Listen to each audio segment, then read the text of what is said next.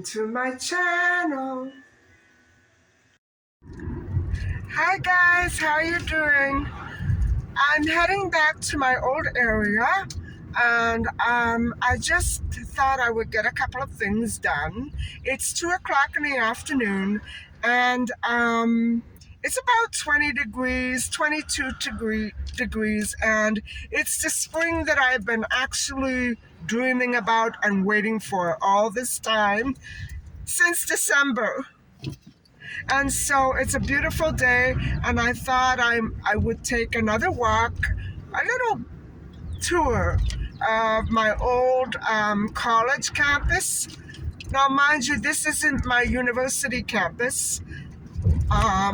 It's my college campus, very, very close to my old house.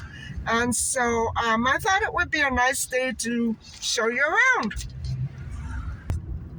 So guys, we're gonna be going right past Tracy's old street again, and I'm not going in there at all. We're just gonna drive past the park, and it's just a little up ahead past the intersection.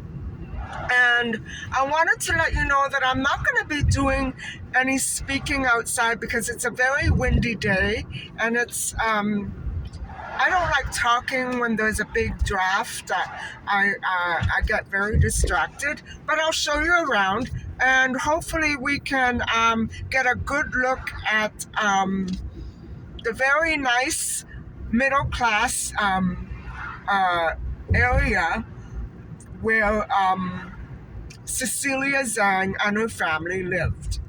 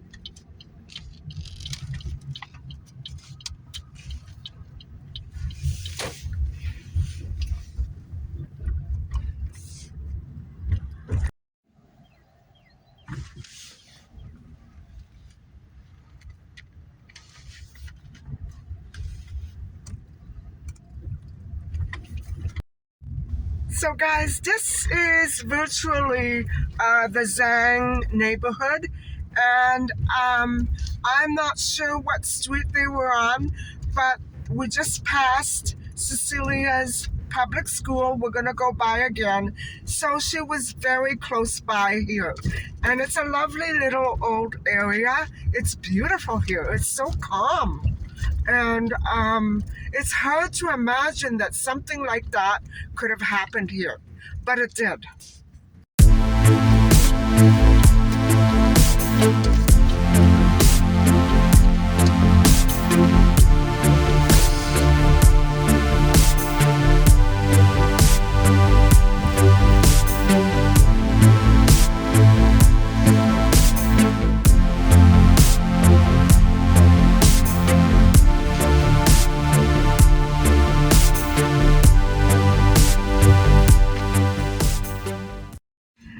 And so it just so happens that I practice taught in a school just on the other side, and not Cecilia's old school. So it's so close to it's around the corner from my house. I love this area, and I will never ever get tired of coming here and visiting it. It's still beautiful. And even though the homes are quite old, I would say they're on their way to being ancient. They're immaculately kept. The gardens, the yards, the inside, the patios, everything is immaculate. The people who live in the area take such wonderful care of their properties. So it's a pleasure to come here and look at it. You know what I mean? So, regarding the campus, um, it's unsettling to know that I shared a space with a criminal like that. It's unsettling, and if you think about the criminal profile that I went over with you a few weeks ago, I would say that Min Chan fits it to a T. He was so proper and well behaved. And I wouldn't go so far as to say that he was popular, but I'm sure he was well liked. Um, I don't understand. I don't understand, but that's the way it is. And I don't know. I used to be so scared to walk to my car at night. Not all the time. In the first few years that I came, I remember I did my early teaching here at night, because this is just a nighttime school, and that's what makes it scary. So I came here for the evening courses, and I also did some languages here. And after a while, after a few years, guys, it got to be so dangerous. I would say around maybe in the 1990s, like the late 1990s, mid to late 1990s. It was so terrifying. I used to park as close as I could to the building that I had to be in. Some nights I got stuck. There was no parking, and I was terrified.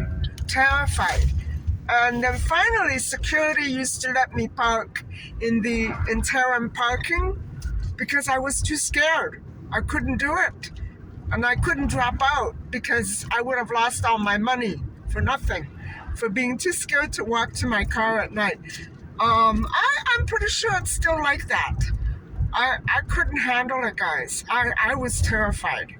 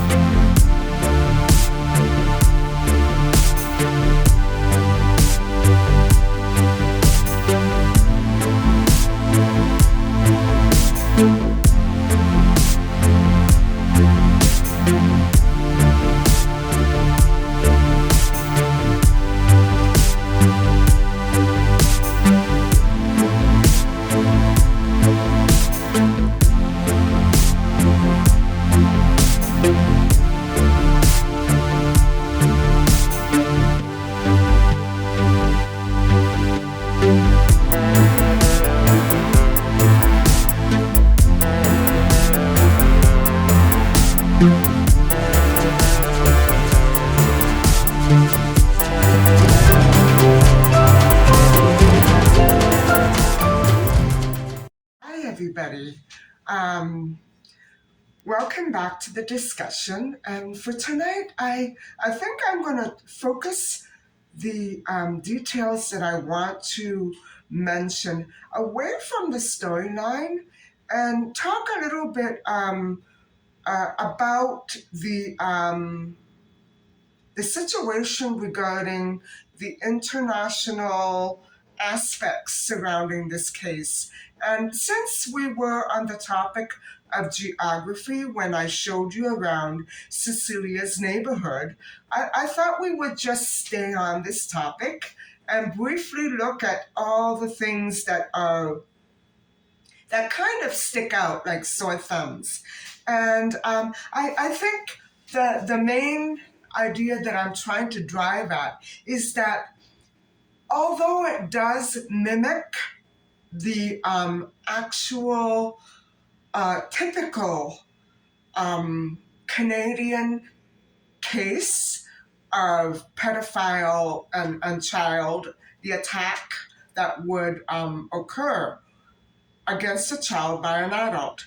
This is different. I can't figure it out. Really, I can't figure it out. And the thing is that even though we hear the details later on, I'll be taking you back into the story in another episode, and we will hear Chen's excuse for what he did. And the thing is that it doesn't sound real. It doesn't sound real to me. Now, I know that sounds out of place to you. I wasn't at the trial. I've never spoken to Chen. No, I've never met Chen. But still, even hearing it from the media headlines and news broadcasts, it may be that I wasn't around here when this all occurred. I was away. I was getting married. This case never really touched me, although I recall hearing her name in the news and I knew it was a missing child. I didn't hear that much about it because I wasn't here. And, you know, I never really followed up on it because I assumed that she would have been found. I guess I was pretty terrible, right? Anyway, it's a very sad case. And so that's why I thought maybe we would take a little bit of time to focus away from the storyline and just look at the aspects that are different to me. And the first thing that I noticed is that the media remarked how Chan's excuse for the botched kidnapping, it's almost an apology, right? Um, it was a weak excuse, and perhaps it masked a much more selfish and internal motive. True, it could be, and it was a weak excuse, and it could be that his motive was selfish. It, however, may be much, much more than that. And so, On the outside, looking into this case, at the disappearance and the murder of little 9-year-old Cecilia Zhang, it does sound just like a real Canadian case, right? Man grabs kid, kid loses life, game over. And so, but this is not a case like any other with criminals taking part in, a crime spree. It does seem to be more than that or different from that, like almost like actual warfare on another level. And so, what could Cecilia have meant to all of this? I mean, she was a 9-year-old little girl. What I mean to say is that this case lacks a personal connection. Now, okay, remember Calvin Hoover? Something triggered him. I'm not saying that Min Chen was not triggered, but you know, going by the psychological profile of a criminal like this, eh, Calvin sort of fit that pattern, right? I did the profile about what, 3 weeks ago now, maybe a month ago. And so I guess I should go back to it because this is sort of different in one way or another. And so remember Alison Perot's killer? Uh, Something triggered him. I believe it could have been maybe somebody he knew uh, that was very admiring of Allison because Allison was very athletic and he was athletic too. And so the killer, there was something there, you know what I'm saying? There was that personal connection. Um, I don't think I'm going very well with this argument, but what I'm trying to say is that even though Shem did try to become Cecilia's friend when he was coming to the house, it still doesn't fall into place like that. You know what I'm saying? There's something there that just doesn't fall into the typical category of psychological profile. You know what I'm saying? And so this case really has me stumped because on one hand, it does seem like the typical pedophile case. On the other, it's altogether something much more different. But I can't put my finger exactly on what it is. And, so if I can't explain well enough, and I don't think I am, that it lacks that typical connection between murderer and child, um, it doesn't have the same tone as the Christine, Allison, or Tori murders did. There's just something very disconnecting here. And I just don't understand what it could be. I don't think it's something cultural, although that could be part of it. I don't know if it's because the newspapers weren't allowed to report certain things or, police didn't make certain facts of the case, available to the public. I don't know what it is.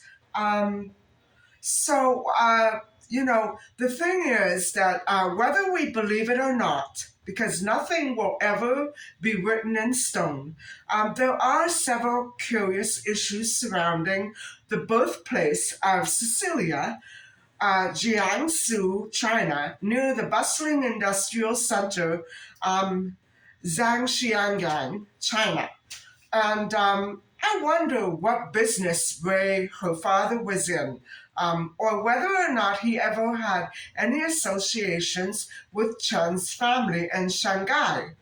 And I'll explain that because Shanghai and Jiangsu were very close. They were close. They were ports, along that long river that runs across China. And so there were only about 70 miles or so between those two ports. And so they were both two very important centers. And not only that, Mrs. Chen, Min's mom, works for the Shanghai police. Now, the proximity between those two port cities, where the Zhangs and Chens both come from, is just too close for me to walk away from and ignore. Even though I'm not trying to insinuate that there definitely is something there, but there seems to be something there. I think that's fair enough that we could at least think about it, because if we begin to look at these cases, any case, and just lay back like a zombie and take in everything that the media and the police feed us, then might as well, just not even listen to the news anymore, not even read the papers anymore, because it's not going to be completely realistic. It's better to, try to think for yourself what the heck is really going on here. And so, what I believe, guys, maybe, I'm not saying it's written in stone, I don't know. I don't know. I have a sense that Cecilia may have temporarily survived the ordeal long enough, just long enough to be forcefully and deliberately trafficked and brutalized, so that Shen covered it up and we would never be any the wiser. Because because I don't have the forensic details, we don't know if Shen actually simply took a fall for additional parties involved, if Cecilia was further trafficked to another country and then returned. We don't know. We do know she was passed away for a certain amount of time. What the specifics are, I don't know. It could have been maybe she was alive for a week more, or maybe 2 months more. I have no idea. That's why I'm rambling on like this. I don't have those little details. No, they're big details, but I don't, the police didn't discuss that with the public. And so,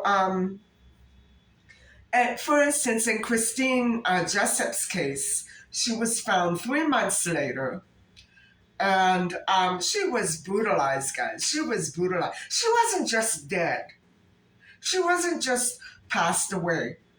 She was horribly mutilated. And so I accidentally read an article, piece of it, not knowing what it could be.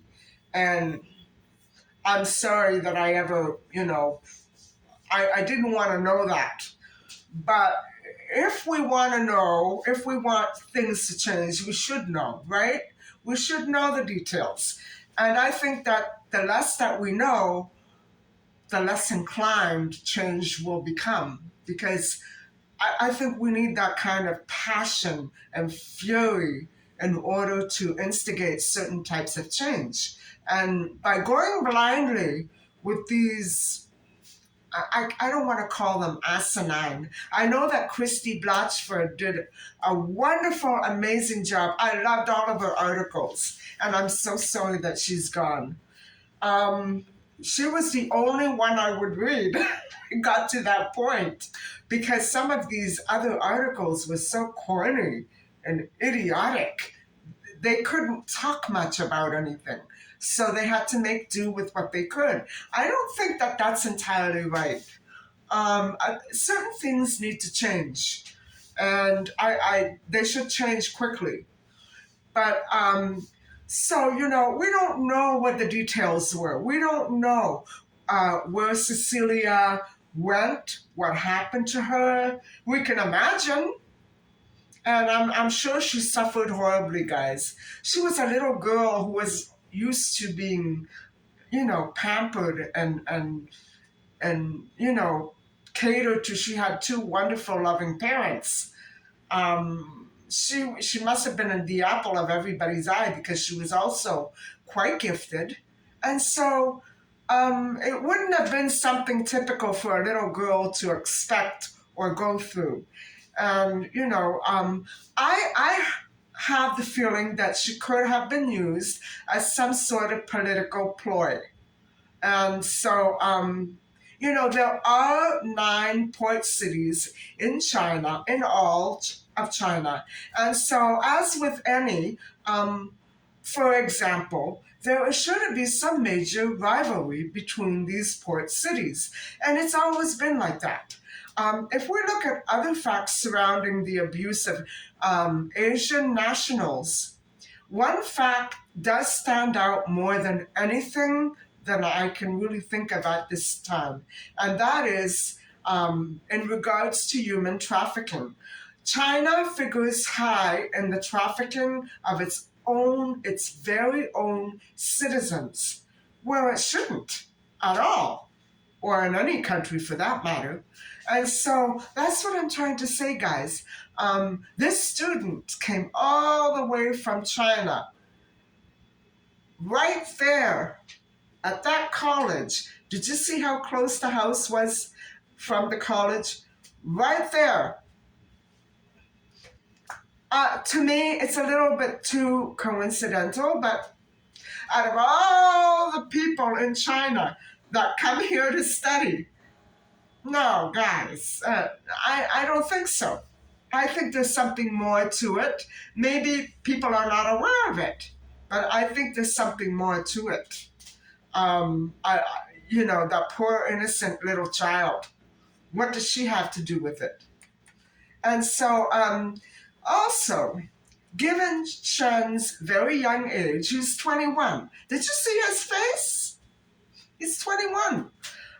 It also strikes me as odd that he could be this ruthless at such an age, simply for personal selfishness. It doesn't jive that well with me. I'm not sure about that. So Shen fits, yet strays from the typical psychological profile of a child killer that we went over several weeks back.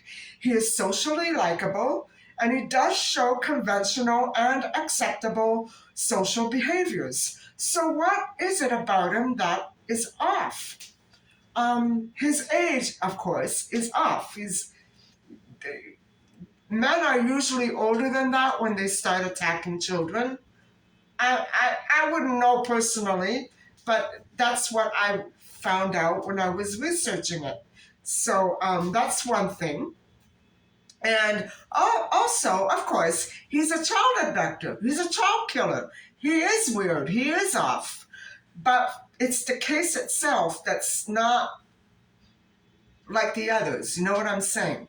And so, for whatever reasons he wants us to believe, there's something there that's very off about what he says, about what he did.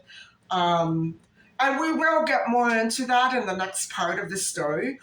But also, as we're going to find out, his parents from China provided for him. They gave him money for school, for rent, for books, for food. So why all of his fear? If he was flunking, if he had no money, was that simply enough for him to mortally fear the reaction of his parents so badly that he was willing to enter a marriage, a, a false marriage at that, or a kidnap just to become a Canadian? No, there's something there that's not right. So, Sean's parents didn't rush over to Canada after his arrest. No, they had the lawyer go over there. So there may be something other than what's on the surface that was going on. It does feel like something more might have been at the bottom of all this. And so I really do think that Shen could have been sent by someone on a ploy, on a mission, and that studying or getting married and becoming Canadian really had very little to do with this mission.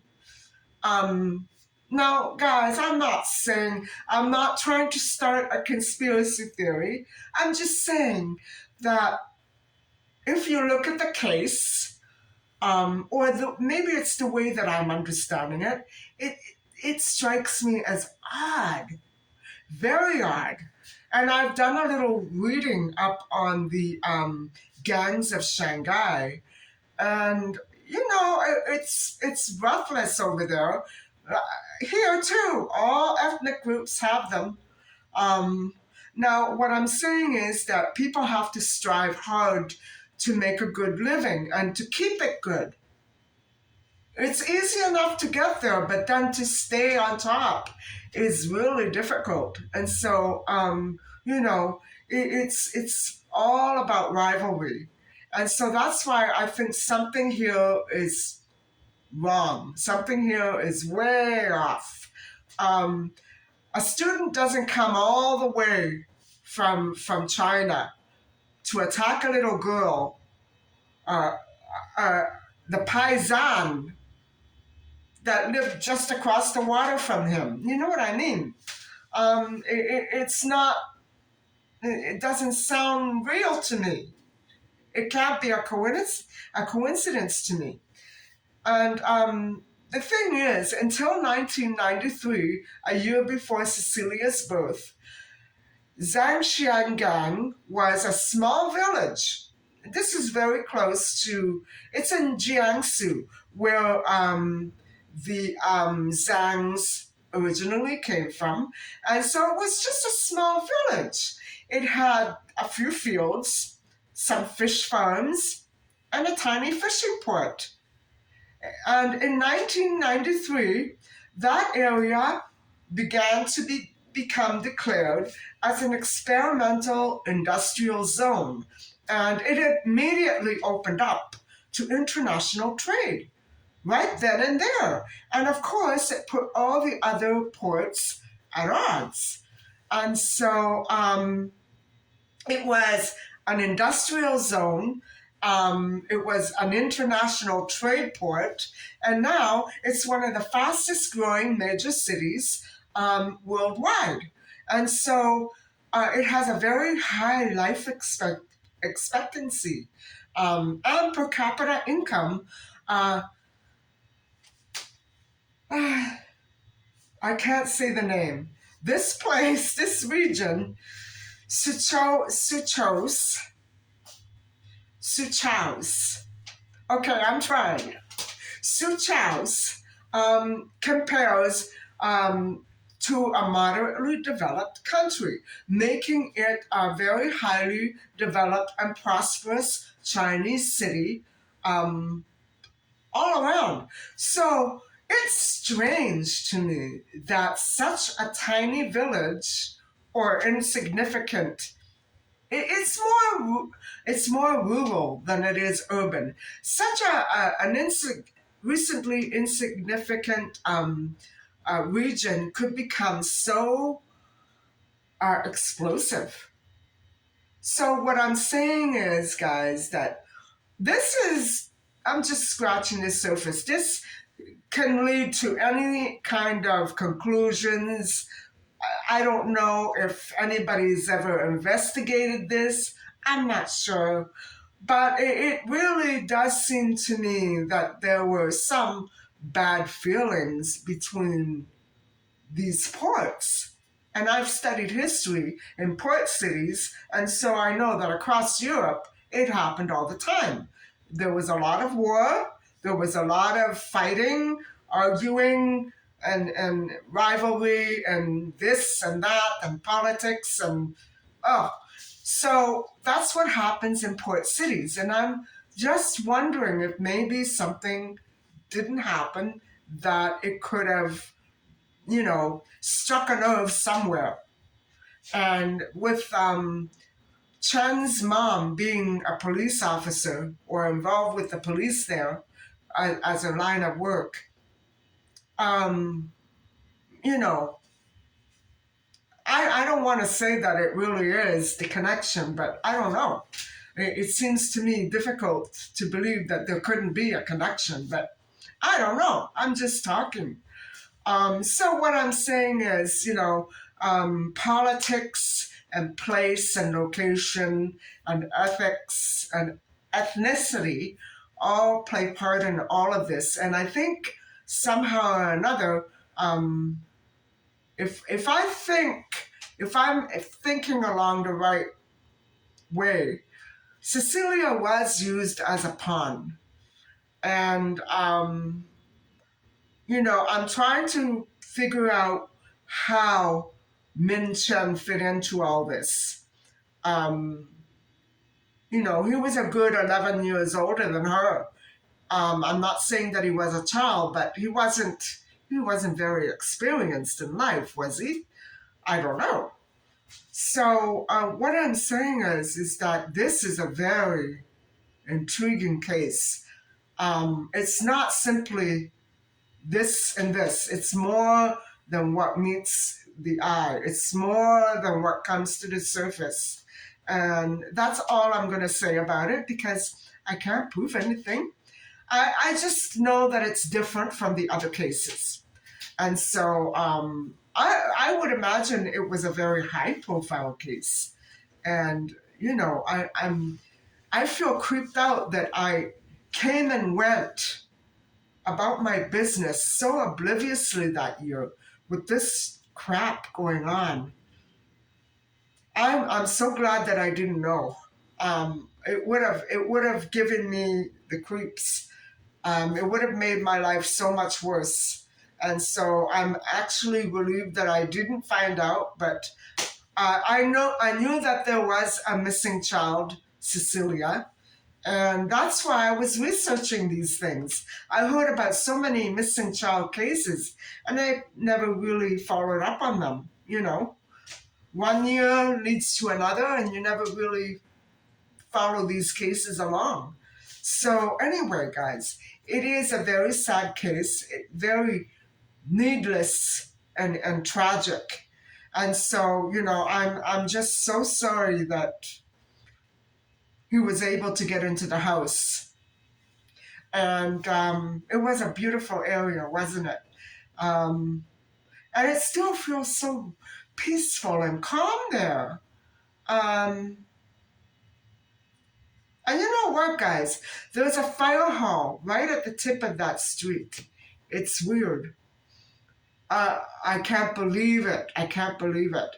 But of course, that doesn't mean anything. It's just a weird place for it to happen. You know what I'm saying? So anyway, I hope that you enjoyed my little trip to Cecilia's neighborhood today. And I'm not sure that the Zhangs are still there. I don't know which house it was. So if I ever find out, I will probably drive by it again. But it's not really necessary to know which house it was. It was a beautiful house, most likely, and it's a beautiful area with, a wonderful working upper middle class there.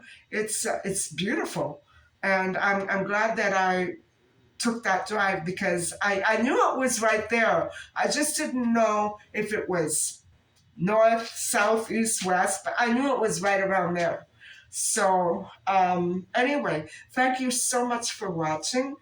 And please don't forget to like and subscribe. And I will talk to you tomorrow with, I think it's going to be part three. Part three. And so, anyway, I'll see you tomorrow. Bye.